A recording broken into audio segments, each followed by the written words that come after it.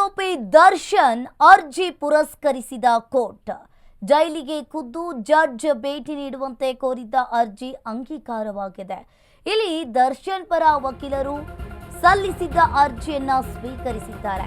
ಕೊಲೆ ಆರೋಪಿ ದರ್ಶನ್ ಅರ್ಜಿಯನ್ನ ಪುರಸ್ಕರಿಸಿದ ಕೋರ್ಟ್ ಜೈಲಿಗೆ ಖುದ್ದು ಜಡ್ಜ್ ಭೇಟಿ ನೀಡುವಂತೆ ಅರ್ಜಿ ಅಂಗೀಕಾರವಾಗಿರುವಂತದ್ದು. ದರ್ಶನ್ ಪರ ವಕೀಲರು ಸಲ್ಲಿಸಿದ್ದ ಅರ್ಜಿಯನ್ನ ಕೋರ್ಟ್ ಈಗಾಗಲೇ ಸ್ವೀಕರಿಸಿದೆ.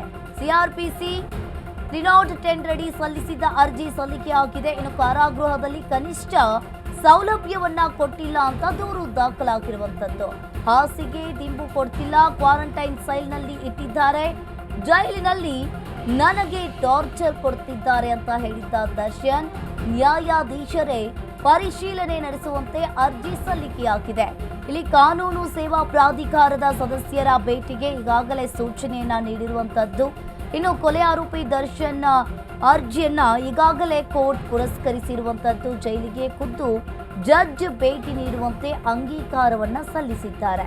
ದರ್ಶನ್ ಪರ ವಕೀಲರು ಸಲ್ಲಿಸಿದ್ದ ಅರ್ಜಿ ಸ್ವೀಕರಿಸಿದ ಕೋರ್ಟ್ ಸಿಆರ್ಪಿಸಿ 310 ಅಡಿ ಸಲ್ಲಿಸಿದ್ದ ಅರ್ಜಿಯನ್ನ ಈಗಾಗಲೇ 57ನೇ ಸಿಸಿಎಚ್ ಕೋರ್ಟ್ ಅರ್ಜಿಯನ್ನ ಸ್ವೀಕಾರವನ್ನ ಮಾಡಿರುವಂತದ್ದು.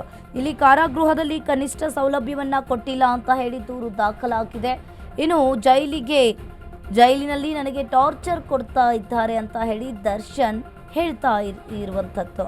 ನ್ಯಾಯಾಧೀಶರೇ ಪರಿಶೀಲನೆಯನ್ನ ನಡೆಸುವಂತೆ ಅರ್ಜಿಯನ್ನ ಸಲ್ಲಿಸಿದ್ರು. ಕಾನೂನು ಸೇವಾ ಪ್ರಾಧಿಕಾರದ ಸದಸ್ಯರ ಭೇಟಿಗೆ ಈಗಾಗಲೇ ಸೂಚನೆಯನ್ನ ನೀಡಿದ್ದಾರೆ. ಹಾಗಾದ್ರೆ ಇಲ್ಲಿ ದರ್ಶನ್ ಅರ್ಜಿ ಅಂಗೀಕಾರ ಆಗುತ್ತಾ? ಜೈಲಿನಲ್ಲಿ ನ್ಯಾಯಾಧೀಶರೇ ಪರಿಶೀಲನೆ ನಡೆಸುವಂತೆ ಸಲ್ಲಿಸಿದ್ದ ಅರ್ಜಿ, ಇನ್ನು ಕಾನೂನು ಸೇವಾ ಪ್ರಾಧಿಕಾರದ ಸದಸ್ಯರ ಭೇಟಿಗೆ ಸೂಚನೆಯನ್ನ ನೀಡಿದ್ದಾರೆ. ಕಾನೂನು ಸೇವಾ ಪ್ರಾಧಿಕಾರದ ಕಾರ್ಯದರ್ಶಿ ಜೈಲಿಗೆ ಸದಸ್ಯರು ಭೇಟಿ ನೀಡಿ ವರದಿಯನ್ನ ಸಲ್ಲಿಸುವಂತೆ ಸೂಚನೆಯನ್ನ ನೀಡಿರುವಂತದ್ದು. ದರ್ಶನ್ಗೆ ನೀಡಿರುವ ಸವಲತ್ತು ಬಗ್ಗೆ ಈಗಾಗಲೇ ಪರಿಶೀಲನೆಯನ್ನ ಮಾಡಬೇಕು. ಅಕ್ಟೋಬರ್ 18ರ ಒಳಗೆ ಕೋರ್ಟ್ ಪರಿಶೀಲನಾ ವರದಿಯನ್ನ ಸಲ್ಲಿಸಬೇಕು. 57ನೇ ಇನ್ಚಾರ್ಜ್ ನ್ಯಾಯಾಧೀಶ ಐಪಿ ನಾಯಕ್ ಆದೇಶವನ್ನ ಹೊರಡಿಸಿರುವಂತದ್ದು. ಹಾಗಾದ್ರೆ ಇಲ್ಲಿ ಕಾನೂನು ಸೇವಾ ಪ್ರಾಧಿಕಾರದ ಕಾರ್ಯದರ್ಶಿ ಹಿರಿಯ ಜಡ್ಜ್ ಸಿವಿಲ್ ನ್ಯಾಯಾಧೀಶ ದರ್ಜೆಯ ನ್ಯಾಯಾಧೀಶರ ಭೇಟಿಗೆ ಸೂಚನೆಯನ್ನ ನೀಡಿದ್ದಾರೆ. ಕೊಲೆ ಆರೋಪಿ ದರ್ಶನ್ ಅರ್ಜಿಯನ್ನ ಈಗಾಗಲೇ ಕೋರ್ಟ್ ಕೂಡ ಪುರಸ್ಕರಿಸಿರುವಂತದ್ದು. ಕಾನೂನು ಸೇವಾ ಪ್ರಾಧಿಕಾರದ ಕಾರ್ಯದರ್ಶಿ ಭೇಟಿಗೆ ಸೂಚನೆ. ಇಲ್ಲಿ ಜೈಲಿಗೆ ಸದಸ್ಯರು ಭೇಟಿ ನೀಡಿ ವರದಿಯನ್ನ ಸಲ್ಲಿಸುವಂತೆ ಸೂಚನೆಯನ್ನ ನೀಡಿದ್ದಾರೆ. ದರ್ಶನ್ಗೆ ನೀಡಿರುವ ಸವಲತ್ತು ಬಗ್ಗೆ ಪರಿಶೀಲನೆಯನ್ನ ನಡೆಸಬೇಕು. ಇನ್ನು ಅಕ್ಟೋಬರ್ 18ರ ಒಳಗೆ ಕೋರ್ಟ್ ಪರಿಶೀಲನಾ ವರದಿಯನ್ನ ಸಲ್ಲಿಸಬೇಕು. 57ನೇ ಇನ್ಚಾರ್ಜ್ ನ್ಯಾಯಾಧೀಶ ಐಪಿ ನಾಯಕ್ ಆದೇಶವನ್ನ ಹೊರಡಿಸಿದ್ದಾರೆ. ಕಾನೂನು ಸೇವಾ ಪ್ರಾಧಿಕಾರದ ಕಾರ್ಯದರ್ಶಿ ಹಿರಿಯ ಜಡ್ಜ್ ಸಿವಿಲ್ ನ್ಯಾಯಾಧೀಶ ದರ್ಜೆಯ ನ್ಯಾಯಾಧೀಶರ ಭೇಟಿಗೆ ಸೂಚನೆಯನ್ನ ನೀಡಿದ್ದಾರೆ. ಹಾಗಾದ್ರೆ ಇಲ್ಲಿ ಒಂದು ರೀತಿಯಾಗಿ ಕಾನೂನು ಸೇವಾ ಪ್ರಾಧಿಕಾರದ ಕಾರ್ಯದರ್ಶಿ ಭೇಟಿಗೆ ಈಗಾಗಲೇ ಸೂಚನೆಯನ್ನ ನೀಡಿದ್ದಾರೆ. ಜೈಲಿಗೆ ಸದಸ್ಯರು ಕೂಡ ಭೇಟಿ ನೀಡಿ, ಇನ್ನು ಕಾನೂನು ಸೇವಾ ಪ್ರಾಧಿಕಾರ ಸದಸ್ಯ ಕಾರ್ಯದರ್ಶಿ ಹಿರಿಯ ಜಡ್ಜ್ ಜೈಲಿಗೆ ಖುದ್ದು ಜಡ್ಜ್ ಭೇಟಿ ನೀಡಿದ್ದಾರೆ. ದರ್ಶನ್ ಪರ ವಕೀಲರು ಸಲ್ಲಿಸಿದ್ದ ಅರ್ಜಿಯನ್ನ ಈಗಾಗಲೇ ಕೋರ್ಟ್ ಕೂಡ ಸ್ವೀಕರಿಸಿರುವಂತದ್ದು. ಇನ್ನು ಮಧ್ಯಾಹ್ನ 3 ಗಂಟೆಗೆ 57ನೇ ಸಿಸಿಎಚ್ ಕೋರ್ಟ್ನಿಂದ ಆದೇಶ ಹೊರಬೀಳಲಿದೆ. ಕಾರಾಗೃಹದಲ್ಲಿ ಕನಿಷ್ಠ ಸೌಲಭ್ಯವನ್ನ ಕೊಡ್ತಿಲ್ಲ ಅಂತ ಹೇಳಿ ದರ್ಶನ್ ದೂರು ನೀಡಿದ್ದಾರೆ. ಹಾಸಿಗೆ ದಿಂಬು ಕೊಡ್ತಿಲ್ಲ, ಕ್ವಾರಂಟೈನ್ ಸೆಲ್ನಲ್ಲಿಯೇ ಇಟ್ಟಿದ್ದಾರೆ, ಜೈಲಿನಲ್ಲಿ ನನಗೆ ಟಾರ್ಚರ್ ಕೊಡ್ತಾ ಇದ್ದಾರೆ ಅಂತ ಒಂದ್ ಕಡೆ ದರ್ಶನ್ ಹೇಳ್ತಾ ಇರುವಂತದ್ದು. ನ್ಯಾಯಾಧೀಶರೇ ಇದಕ್ಕೆ ಪರಿಶೀಲನೆಯನ್ನ ನಡೆಸುವಂತೆ ದರ್ಶನ್ ಅರ್ಜಿಯನ್ನ ಸಲ್ಲಿಕೆ ಮಾಡಿದ್ದಾರೆ. ಜೈಲಿಗೆ ಜಡ್ಜ್ ಭೇಟಿಗೆ ಕೋರಿದ್ದ ಅರ್ಜಿ ಆದೇಶ ಮಧ್ಯಾಹ್ನ ಪ್ರಕಟವಾಗಲಿದೆ. ಹಾಗಾದ್ರೆ ಇಲ್ಲಿ ವಾದ ಪ್ರತಿವಾದವನ್ನ ಆಲಿಸಿ ಈಗಾಗಲೇ ಸೆಷನ್ಸ್ ಕೋರ್ಟ್ ಕೂಡ ಈ ಅರ್ಜಿಯನ್ನ ಕಾಯ್ದಿರಿಸಿರುವಂತದ್ದು. ಹಾಗಾದ್ರೆ ದರ್ಶನ್ ಪರ ವಕೀಲರ ವಾದ ಏನು? ಹಾಗಾದ್ರೆ ಒಂದೊಂದಾಗಿ ನೋಡ್ತಾ ಹೋಗೋಣ. ನ್ಯಾಯಾಧೀಶರೇ ಹೋಗಿ ಪರಿಶೀಲಿಸುವಂತೆ ಕೋರಿ ಅರ್ಜಿಯನ್ನ ಸಲ್ಲಿಸಿದ್ದಾರೆ. ಈ ದರ್ಶನ್ ಅರ್ಜಿ ಕೂಡ ಅಂಗೀಕಾರ ಆಗಿದೆ. ಇನ್ನು ಸಿವಿಲ್ ನ್ಯಾಯಾಧೀಶ ದರ್ಜೆಯ ನ್ಯಾಯಾಧೀಶರ ಭೇಟಿಗೆ ಈಗಾಗಲೇ ಸೂಚನೆಯನ್ನ ನೀಡಿದ್ದಾರೆ. ಕೊಲೆ ಆರೋಪಿ ದರ್ಶನ್ ಅರ್ಜಿಯನ್ನ ಕೋರ್ಟ್ ಕೂಡ ಈಗಾಗಲೇ ಪುರಸ್ಕರಿಸಿರುವಂತದ್ದು. ಜೈಲಿಗೆ ಖುದ್ದು ಜಡ್ಜ್ ಭೇಟಿ ನೀಡುವಂತೆ ಅರ್ಜಿಯನ್ನ ಅಂಗೀಕಾರವನ್ನ ಮಾಡಿದ್ದಾರೆ.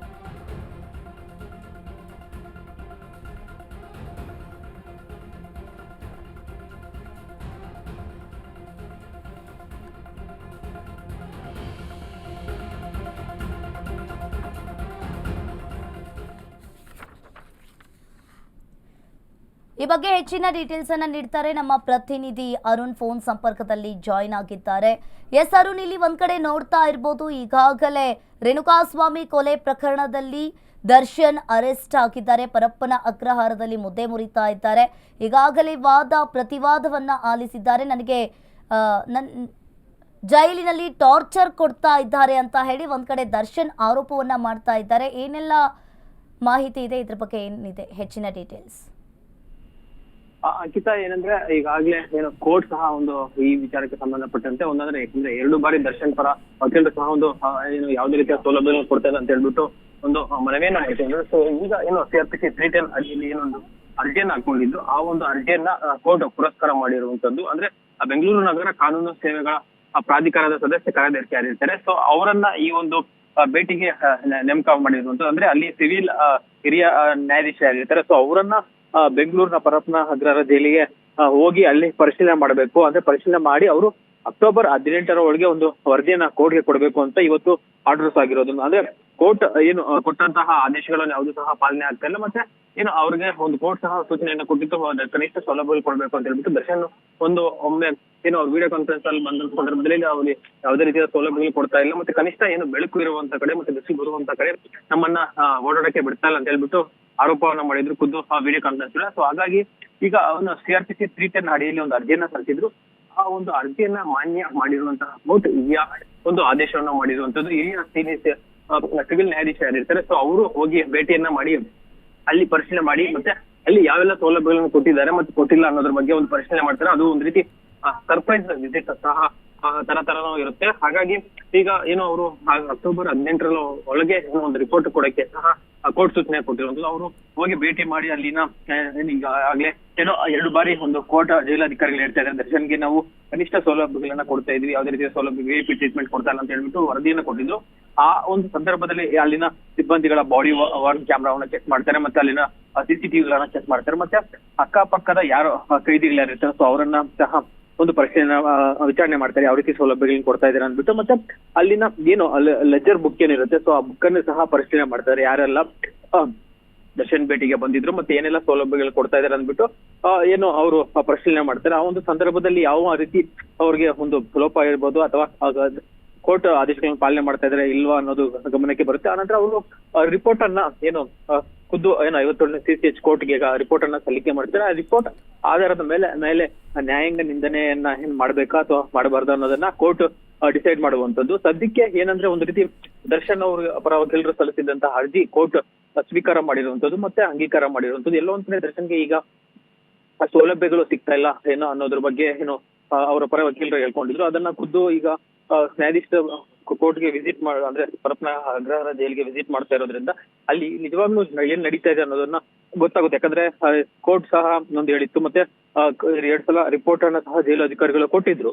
ಮತ್ತೆ ಆದ್ರೂ ಸಹ ರಿಪೋರ್ಟ್ ಕೊಟ್ಟಾದ್ಮೇಲೆ ಸಹ ಏನು ಸಿಗ್ತಾ ಇಲ್ಲ, ಪಾಲನೆ ಆಗ್ತಾ ಇಲ್ಲ ಅಂತ ಹೇಳ್ಬಿಟ್ಟು ಅವರ ಪರ ವಕೀಲರು ಒಂದು ಅರ್ಜಿಯನ್ನ ಹಾಕೊಂಡಿದ್ರು CRPC ಅಡಿಯಲ್ಲಿ.